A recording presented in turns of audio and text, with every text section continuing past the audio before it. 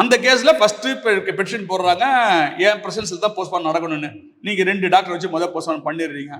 திரும்பியும் ஹைகோர்ட்டுக்கு போயிட்டு supreme court வரைக்கும் போறோம். அவங்க சுப்ரீம் கோர்ட் லாயர்கிட்ட பேசுனாங்க. நான் சொன்னேன், என்ன பண்றதுல என்னங்க தப்பு?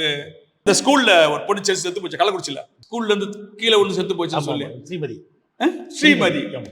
அந்த கேஸ்ல ஃபர்ஸ்ட் பெட்டிஷன் போடுறாங்க, என் பிரசன்ஸ்ல தான் போஸ்ட்மார்ட்டம் நடக்கணும்னு. நீங்க 2 டாக்டர் வச்சு முதல் போஸ்ட்மார்ட்டம் பண்ணிடுறீங்க. திரும்பியும் ஹைகோர்ட்டுக்கு போயிட்டு சுப்ரீம் கோர்ட் வரைக்கும் போறோம். அவங்க சுப்ரீம் கோர்ட் லாயர்கிட்ட பேசுனாங்க. நான் சொன்னேன், என்ன பண்றதுல என்னங்க தப்பு? எந்த ஒரு புக்கு நான் நல்லா படிச்சுட்டேன், இன்னொரு தடவை படிச்சா என்ன கெட்டு போச்சு? எக்ஸ்ட்ரா தெரிய போகுது இல்லை ஒன்றும் தெரிய போறது இல்லை, தட்ஸ் ஆல். நஷ்டம் ஒன்றும் கிடையாது இல்லை. ஸோ பண்ணலாம் மேடம், நீங்கள் இந்த பாயிண்ட்ஸ் வச்சு ஆர்கியூ பண்ணி சுப்ரீம் கோர்ட் வந்து ஹைகோர்ட் ஆர்டர் நாங்கள் தலையிட மாட்டேன்ட்டாங்க. திரும்பி பேக் டு ஹைகோர்ட். பேக்ல ஹைகோர்ட் என்ன சொல்றாங்க, நாங்க புதுசா ஒரு 5 பேரை போடுறோம். யார் ரிட்டையர் ஆன ஃபோரன்சிக் டைரக்டர் அவங்க எல்லாம் போட்டு ஒரு டீம் ஃபார்ம் பண்ணி போஸ்ட்மார்ட்டம் பண்றாங்க. Second postmortem. அது என்ன யூஸ்? அட்லாஸ்ட் இவங்க யாரையுமே நம்பாம தானே அந்த பொண்ணு என்ன நம்புது? ஏங்க, எந்த டாக்டர் போகணும் நீங்க முடிவு பண்ணீங்களா, அவங்க முடிவு பண்ணுவாங்களாங்க? நீங்க தானே முடிவு பண்ணுவீங்க. உங்களுக்கு எந்த டாக்டர் நம்பிக்கிறோம் அந்த டாக்டர் தான் வைத்தியம் பண்ணுவீங்க. அவன் என்ன தானே நம்பலாம்? அப்படி என்ன தானே உள்ள விடணும்?